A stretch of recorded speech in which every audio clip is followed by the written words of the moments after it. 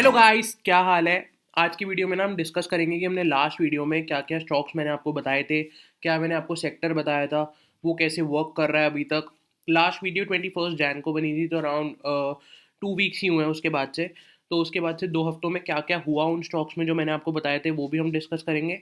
और उसके अलावा मैं आपको कुछ और नए स्टॉक्स भी एक बार ही देख के बताऊंगा कि मेरे को वो अच्छे लग रहे हैं। आप उस पर एनालाइज करके अगर आपको सही लगे तो बाय सेल जो भी आपको करना है वो आपका डिसीजन है। ठीक है, मैं बस आपको स्टॉक्स बता सकता हूँ कि हाँ यार, इस पे नज़र रखो। उसके बाद आपको लेना है नहीं लेना है, एनालिसिस करना है, वो सब आपका डिसीजन होता है। ये मैं कोई बाय या फिर सेल रिकमेंडेशंस नहीं देता हूँ इधर। तो हम एक बार अगर परफॉर्मेंस एनालाइज कर लें, तो मैंने 21 जैन को आपको PSU बैंक्स का सेक्टर बताया था कि ये सेक्टर चलने की पूरी प्रोबेबिलिटी है। अब देखो इस दिन के बाद क्या होता है। 21 जैन को बताया था, 23 जैन को थोड़ा सा एक फेक आउट सा होता है। मतलब लोगों को ये थोड़ा सा ट्रैप करता है कि यार, यहाँ पे क्या होता है ना, यहाँ पे काफ़ी लोग एंट्री ले लेते हैं, फिर वो थोड़ा सा भी नीचे जाते हैं ना, वो डर जाते हैं और डर के निकल जाते हैं। उनको ये लगता है कि यार ये ब्रेकआउट फेलियर हो गया, हम निकल जाएंगे, वो सपोर्ट तक यहाँ तक रुकेंगे ही नहीं। तो ऐसे मार्केट ने थोड़ा सा लोगों को ट्रैप किया उस दिन, और फिर उसके बाद जो ब्रेकआउट दिया है, परफेक्ट ब्रेकआउट है एकदम। जो हमारी प्रेडिक्शन थी, जो हमारा एनालिसिस था, वो एकदम ढंग से वर्क करा है। यहाँ से मैंने आपको ब्रेकआउट का बताया था। एंड ये देखो, यूको बैंक इस समय 39% अप है, और ये अपर सर्किट लगाने जा रहा है आज के दिन। आज क्या डेट हो गई, 5 फेब हो गई। उसके अलावा पंजाब एंड सिंध बैंक मैंने आपको बोला था, मेरे को बहुत अच्छा लग रहा था। ये देखो, इसका ब्रेकआउट हुआ, इसका तो रीटेस्ट भी हुआ। यहाँ से अगर हम देखें तो ये तो और ज़्यादा 58% अप। 2 हफ्तों में 58% बहुत ज़्यादा होता है। बहुत अच्छा रिटर्न दे रहा है ये जो PSU बैंक है इन्होंने। अगर आप इसको भी देखेंगे, 21 जैन को यहाँ कहीं था, यहाँ से ब्रेकआउट हुआ, अराउंड 38% अप। उसके अलावा सेंट्रल बैंक देखेंगे, जो नीचे नीचे आते जाएंगे वो धीरे धीरे रिटर्न कम होता जाएगा, लेकिन आप देख सकते हो कि कितना ज़्यादा अच्छा रिटर्न है। 26%, 25% अप है। यहाँ तक आपने होल्ड करा कि नहीं, वो आपकी हेडेक है। वो आपकी एनालिसिस पे डिपेंड करता है आप कितना होल्ड कर पाते हो। बट मैं यहाँ पे कुछ कुछ स्टॉक्स होल्ड कर रहा हूँ, जैसे कि पंजाब एंड सिंध बैंक कर रहा हूँ।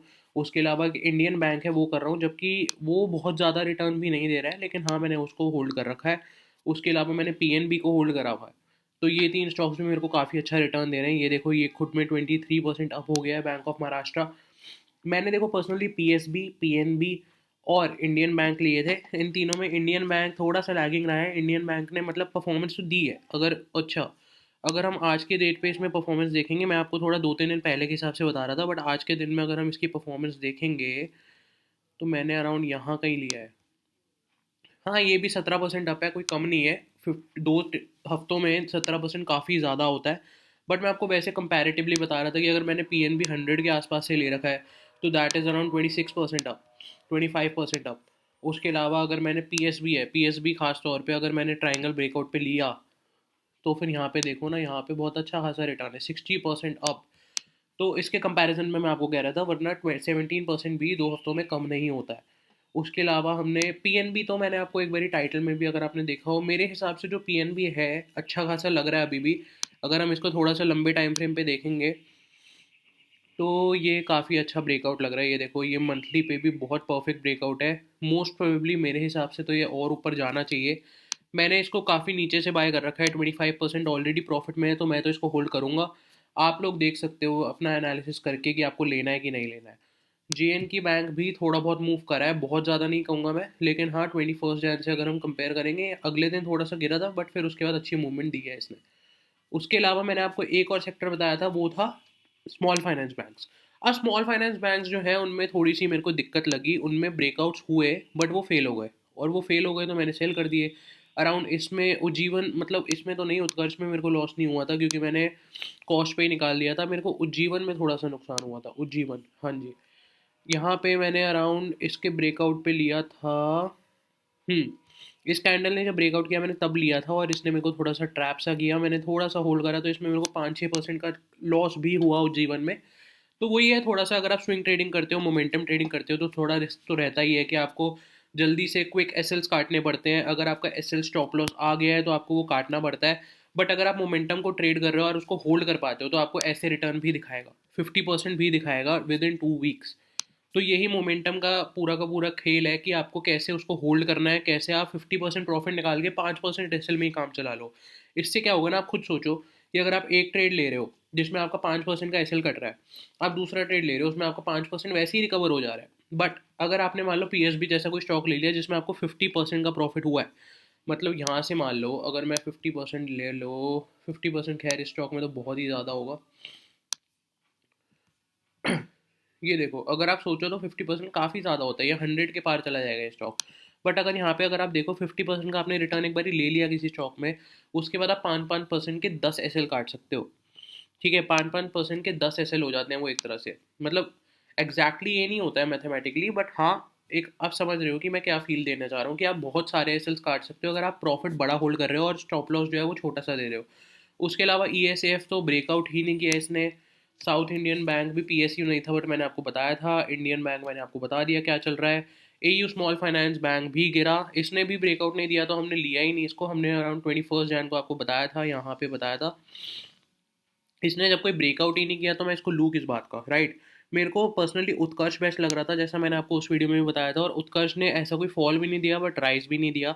इस वजह से ये देखो उत्कर्ष ने इस दिन हमें ब्रेकआउट करके ट्रैप करने की कोशिश की बट मैंने लिया नहीं, बाय चांस की बात है, मेरा लक कह लो, या थोड़ा सा मैं वेट कर रहा था इस वजह से मैंने लिया नहीं और ये अंदर ही आ गया था। उसके अलावा बैंक ऑफ इंडिया पे आ जाते हैं। बैंक ऑफ इंडिया आज गिरा हुआ है। ये वाला पीएसयू बैंक है जिसने ज़्यादा कुछ परफॉर्म नहीं करा है, इसके अलावा सब ने अच्छा खासा परफॉर्मेंस दिया है हमारे एनालिसिस के बाद से। इसने भी 7% ऊपर ही है बट हाँ उतना अच्छा नहीं है जितना अगर आप बाकी स्टॉक्स को देखोगे। अराउंड यूको बैंक तो शायद अपर सर्किट ही लगाने जा रहा है आज। पंजाब एंड सिंध बैंक तो बिल्कुल ही परफेक्ट रिटर्न है, 50% हो सकता है मैं अब इसको बुकिंग की तरफ जाऊँ। तो इस वजह से मैं यही कहूँगा, देखो पीएसयू बैंक्स में अब आपको फ्रेश बाइंग नहीं करनी है, फ्रेश बाइंग के लिए रिकमेंडेड नहीं है। अगर ये ऊपर चला भी जाता है 30-40-50% भी दे देता है, बट अब आप देखो ना अपने इतने मोमेंटम के बाद लेने का कोई फ़ायदा नहीं है। अब आपको थोड़ा सा इसको नीचे आने का वेट करना चाहिए तभी ज़्यादा फ़ायदा है, क्योंकि क्या होता है कि आप लोग अगर आपने यहाँ पे बाय नहीं करा, आपको यहाँ पे बाय करने का मन ज़रूर करता है, आपको लगता है कि यार हो सकता है कल 20% और अपर सर्किट मार दे ये वो, बट इसके बाद कोई एनालिसिस नहीं वर्क करता है। अब ये देखो ना ये ऑल टाइम हाई पे चल रहा है, इसमें आप क्या एनालिसिस करोगे। अब मैं एक बारी मेक श्योर कर लूँ ये ऑल टाइम हाई है कि नहीं। नहीं, ऑल टाइम हाई तो नहीं है यहाँ पे। देखो अब पंजाब एंड सिंध बैंक अगर आप मंथली पे देखोगे तो आपको बहुत ही अच्छा लगेगा कि अगर ये मंथली फेबररी में इसके ऊपर क्लोज हो जाता है बाई चांस 83 के ऊपर, अगर ये फेब में क्लोज हो जाता है तो ये बहुत ही अच्छा है मंथली पे। ये तो बिल्कुल फिर ऐसा लग रहा है 130-150 की तरफ जा रहा है। बट वही है, आपको थोड़ा अगर लंबा एनालिसिस करना है तो आपको थोड़ा वेट भी करना चाहिए। हो सकता है एक दो मंथली कैंडल्स रेड भी दे दे, ग्रीन कैंडल के बाद एकदम से यहाँ पे रेड कैंडल्स दे तब आप लो, राइट। मैं आपको ये कह रहा हूँ कि अगर मान लो ये ग्रीन कैंडल यहाँ कहीं क्लोज भी हो जाती है, उसके बाद अगर ये यहाँ पे आता है थोड़ा सा, फिर आप लो ना अराउंड 70-75 के आसपास। तो ये होता है कि पूरा टाइम कंसोलिडेशन भी हो चुका है 3 महीने का, आपका टाइम भी वेस्ट नहीं हुआ स्टॉक को होल्ड करने में। ये बेस्ट फ़ायदा रहता है। अब मैं आपको कुछ स्टॉक्स बता देता हूँ जो मेरे थोड़े से अभी लिस्ट में थे। इसमें से कुछ स्टॉक्स ब्रेकआउट दे चुके हैं, कुछ ने नहीं दिया है। तो आप देख लो अगर आपको कोई स्टॉक समझ में आया, एनालिसिस करो उसका। अब ये वाला स्टॉक मेरी लिस्ट में था 1 फेब को, मैं वीडियो नहीं बना पाया था। ये वाले स्टॉक ने कल ब्रेकआउट दिया, उसके बाद इसने 101 पे एंट्री दी। 101 पे एंट्री देके अराउंड 7% अब चल रहा है अभी। बट हाँ ये अब आप ले नहीं सकते क्योंकि ब्रेकआउट हो चुका है। अगर ये रीटेस्ट हो इस चीज़ का 101 के आसपास का रीटेस्ट हो, फिर ऊपर जाने लगे तो आप ज़रूर लेना इसे। तो वही है, मैं यही कहूँगा कि अगर ये यहाँ पे थोड़ा सा नीचे आए, हल्का सा ऐसे रीटेस्ट ले और फिर ऊपर जाए, यहाँ से अगर यहाँ पे कहीं आपको 102 101 के पास मिले और फिर ऊपर जाने की आपको लगे कि यहाँ पे कोई हैमर वगैरह बन गई है तो आप ले सकते हो। उसके अलावा जो सदर्न पेट्रो है वो भी काफ़ी भाग गया, मैं यहाँ का मैं कहीं पे ऐड करने का सोचा था, ये पर्सनली मैंने भी ऐड नहीं करा बट ये भी काफ़ी ज़्यादा भाग गया। उसके अलावा गोल्डियम इंटरनेशनल है, गोल्डियम जो है उसने अभी फ्रेश ब्रेकआउट दिया बट आज की कैंडल इतनी अच्छी नहीं है। आप इसमें भी ये देख सकते हो, अगर ये थोड़ा सा रीटेस्ट सा लेता है जोन का, अराउंड 4% नीचे आता है और यहाँ पे कोई हैमर वगैरह बनाता है आर्ली पे या डेली पे, तो आप इसको बाय करने के लिए देख सकते हो। उसके अलावा महिंद्रा लाइफ स्पेस है, महिंद्रा लाइफ स्पेस जो है ऑलरेडी थोड़ा रनअप दे चुका है, ये अगर आप देखोगे फ्रेश ब्रेकआउट भी है, अभी आज ही ब्रेकआउट कर रहा है। अगर ये इस लेवल के ऊपर जाता है 599 600 के ऊपर जाता है तो ये भी अच्छा लग रहा है, महिंद्रा लाइफ स्पेस अच्छा लग रहा है अभी भी। बट आप इसको एनालाइज करिए तभी लेना है, इसका ये कोई बाय रिकमेंडेशन नहीं है। उसके अलावा जैगल प्रीपेड देख लेते हैं। जैगल प्रीपेड का अभी ब्रेकआउट हुआ नहीं है। जैगल प्रीपेड अगर इसका ब्रेकआउट करता है 245 का तो मेरे को काफ़ी अच्छा लग रहा है स्टॉक। उसके अलावा कोपरान देख लेते हैं क्या चल रहा है इसमें। ये तो चलो आज की कैंडल अच्छी नहीं है, इसने थोड़ा सा बैठ गया है ये ब्रेकआउट देके, तो अच्छा है, मेरी नज़र में भी नहीं आया, हो सकता है मैं इधर लेता। बट हाँ बेस्ट लेवल तो ये रहेगा कि अगर आप 282 के ऊपर लें, अगर 282 या फिर इसके भी ऊपर 285 के ऊपर लें तो बेस्ट है। अच्छा लग रहा है स्टॉक भी, ओवरऑल अच्छा खासा प्राइस एक्शन है, आराम से हायर हाइज बनाता हुआ जा रहा है, हायर लोज भी बनाता हुआ जा रहा है, कोई बुराई नहीं है चार्ट में, बिल्कुल 285 के ऊपर आप देख सकते हो। उसके अलावा जेनस पेपर है, जेनस पेपर जो है वो भी अच्छा लग रहा है, बट हाँ ये काफ़ी ज़्यादा भाग चुके हैं। अगर आप देखोगे ये पोस्ट ब्रेकआउट यहाँ से ऑलरेडी 20% अप है, एक दिन अपर सर्किट भी मार चुका है। तो ऐसे स्टॉक्स में वही है, वीडियो में आपको क्या ही बोलूँ, रिकमेंड करूँ। अगर मैंने आपको ये पहले बताया होता कि आप यहाँ पे कहीं पे ब्रेकआउट पे लेते तो फ़ायदा था इसका। उसके अलावा प्रिकॉल है, प्रिकॉल भी ब्रेकआउट दे चुका है। जियो फाइनेंशियल है, जियो फाइनेंशियल अभी फ्रेश ब्रेकआउट दे रहा है, इसने 255 के लेवल का ब्रेकआउट अभी फ्रेश ही दिया है। अगर ये इसके ऊपर क्लोज होता है तो ये अच्छा लग रहा है, जियो फाइनेंशियल बिल्कुल अच्छा लग रहा है। इसका प्राइस एक्शन भी बहुत सॉलिड है, ट्रायंगल पैटर्न भी ब्रेकआउट है। उसके अलावा ये अपने जो आईपीओ प्राइस है 262 उसके ऊपर जाने वाला है, उसके ऊपर मेरे हिसाब से थोड़ा अच्छा चल सकता है। एच टी मीडिया है, ये भी काफ़ी रनअप दे चुका है, ये देखो ये वॉल्यूम्स है। बट अगर ये थोड़ा सा नीचे आए, मैं आपको ये कहूँगा अगर इसमें ऐसा पैटर्न बनता है ना, अगर ये थोड़ा सा नीचे आता है इधर, तो फिर दो चीज़ें हैं, या तो आप यहाँ कहीं पे एंट्री लोगे ब्रेकआउट पे, या फिर मैं ये कहूँगा कि अगर यहाँ पे कहीं पे हैमर वगैरह बने तो भी आप ले सकते हो। क्यों? क्योंकि सपोर्ट बाइंग में ये फ़ायदा रहेगा कि आपको थोड़ा रिटर्न भी ज़्यादा मिल जाएगा, बट आपको पेशेंस भी ज़्यादा रखना होगा। अगर मैं आपको बोलूँ तो ये मेरे हिसाब से 32.35 तक में आपको मिल सकता है, हो सकता है आपको 5-7%, 10% नीचे मिल जाए। इनके बैंक है, इसने भी ब्रेकआउट दे दिया है, बट इसका यही है कि मैंने आपको पीएसयू स्टॉक्स थोड़े पहले बताए थे, तो मेरे पास बेटर प्राइजेस पे हो सकते हैं। जेन के बैंक मैंने पर्सनली लिया नहीं हुआ है, बट ये भी अच्छा लग रहा है। सूरज एस्टेट है, अब सूरज एस्टेट जो है उसमें एक चीज़ है कि एकदम फ्रेश आईपीओ है, तो देखो आपका कोई ऐसा बेस वगैरह तो होता नहीं है इनमें। बट हाँ यही है, अगर ये इस लेवल के नीचे ना जाए, मतलब 326 के नीचे ना जाए और थोड़ा सा और कंसोलिडेट करके अगर आपको ये 350 के ऊपर मिले तो बहुत अच्छा लग रहा है स्टॉक भी। इस स्टॉक में फंडामेंटली भी ठीक है स्टॉक, उसके अलावा लिस्टिंग भी ठीक ठाक ही थी, मतलब कोई बुराई नहीं है। अभी तक वॉल्यूम्स आई नहीं है इसकी लिस्टिंग के बाद, वो वॉल्यूम्स आएंगी तो मेरे हिसाब से काफ़ी अच्छा रिटर्न दे सकता है। इसके ऊपर अराउंड 5% तो आ ही जाएगा, उसके अलावा 400 13-14% तो आराम से दे सकता है। But on a breakout, breakout से पहले अगर आप स्टॉक्स को ले लेते हो, एंटिसिपेट करते हो, स्पेकुलेट करते हो, तो कोई फ़ायदा नहीं है।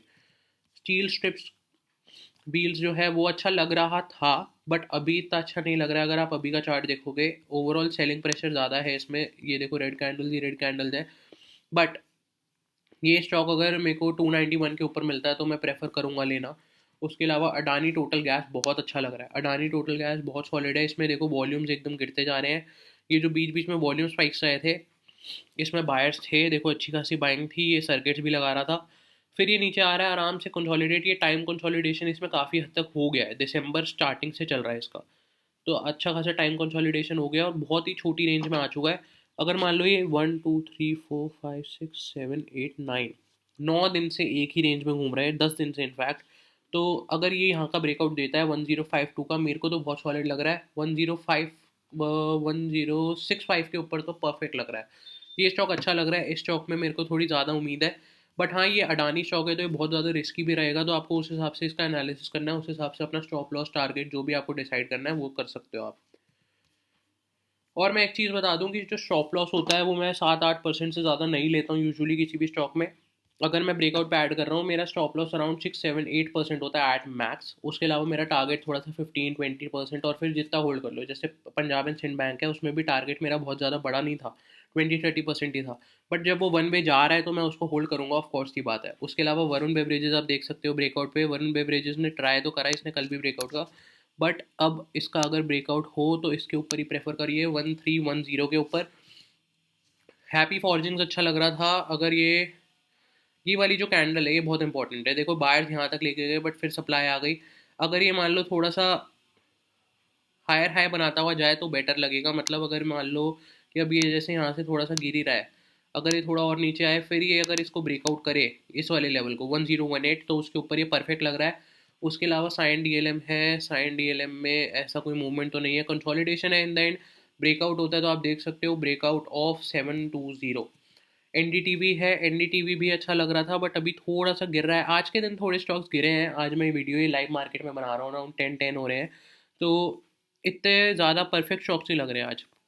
आज थोड़ा सा स्टॉक्स में सप्लाई ज़्यादा दिख रही है, मतलब थोड़ा सा गिरने का चांसेस ज़्यादा लग रहा है। बट ओवरऑल ये जो मैं आपको स्टॉक्स बता रहा हूँ ये आप देखते रहो, अपनी वॉच लिस्ट में डालो ताकि आपको अच्छा खासा हो सकता है रिटर्न भी दे दे। उसके अलावा टाटा केमिकल का आज रिजल्ट है, देखते हैं रिजल्ट पे क्या एक्शन आता है। मैंने ये पर्सनली ख़रीदा हुआ था, फिर मैंने इसको निकाल भी दिया था जब ये थोड़ा सा गिरने लगा, कॉस्ट में निकाल दिया था। अब मैं देखता हूँ अगर कुछ हैमर वगैरह बनाता है, अगर रिजल्ट पे कुछ एक्शन दिखता है तो हो सकता है मैं इसमें री एंट्री लूँ। ये ऑन सपोर्ट है, ये कोई मोमेंटम ट्रेडिंग नहीं है, ये बस एक एंटिसिपेटिव बाय है थोड़ा सा। और उसके अलावा थोड़ा सा कंपनी अच्छी है, केमिकल सेक्टर अच्छा लग रहा है ओवरऑल, तो इस वजह से मैं इसको देख रहा हूँ। आप एक चीज़ और यहाँ ध्यान रखिए, मैंने आपको पिछली बारी पीएसयू बैंक्स बताए थे, इस बार ये बोल रहा हूँ कि केमिकल सेक्टर पे थोड़ा सा ध्यान रखिएगा और रियल एस्टेट पे, इंफ्रा रिलेटेड जो भी स्टॉक्स हैं उन पे एकदम ध्यान रखो। हो सकता है वो स्टॉक्स आपको कुछ ना कुछ अच्छा खासा रिटर्न दे दें। इंफ्रा रिलेटेड स्टॉक्स के ऊपर मैं अलग से एक वीडियो बना दूंगा, बट अभी के लिए आप खुद भी ढूंढो और उसमें थोड़ी सी मेहनत करके वॉच लिस्ट बनाओ। उसके अलावा लास्ट स्टॉक ये है BCL इंडस्ट्रीज़, ये भी बहुत बढ़िया लग रहा है। ऑन अ ब्रेकआउट ऑफ 78 तो देखो बहुत ऊपर हो जाएगा, 10% है। मैं पर्सनली अगर ये मेरे को 75 के ऊपर भी मिलता है, पर्सनली मैं एंट्री लेने की कोशिश कर सकता हूँ, और फिर हो सकता है मैं उसी दिन सेल भी कर दूँ। मतलब ये कोई बाय रिकमेंडेशन नहीं है, हो सकता है मैं उसी दिन नीचे आए उसी दिन सेल कर दूँ। हो सकता है मैं थोड़ा सा और होल्ड करूँ, 2-4%, 8% तक भी होल्ड करूँ। 8% एट मैक्स रहता है मेरा। उसके अलावा हो सकता है ऊपर निकलने लगे तो मैं और क्वांटिटी ऐड करूँ। तो मेरा स्टाइल जो है वो मैं अपने हिसाब से करूँगा, इसलिए आप अपने स्टाइल के हिसाब से करिए। मैंने बस आपको स्टॉक्स बता दिए हैं जो आपको थोड़ा सा नज़र में रखने हैं, एंड उन पे अगर ब्रेकआउट वगैरह होता है तो आप ट्रेड कर सकते हो। तो आज के वीडियो के लिए इतना ही। अगर आपने PSU बैंक्स में पैसा बनाया है तो कमेंट करना। PSU बैंक्स वाली वीडियो देखी होती तो आपने अच्छा खासा पैसा 100% बनाया होगा। PSU बैंक्स देखो आज भी 17, 12, 11% अप है। उसके अलावा बस एक ही बैंक ऑफ इंडिया नहीं चला है, उसके अलावा अगर आप बाकी स्टॉक देखोगे सब में 10% से ऊपर रिटर्न है।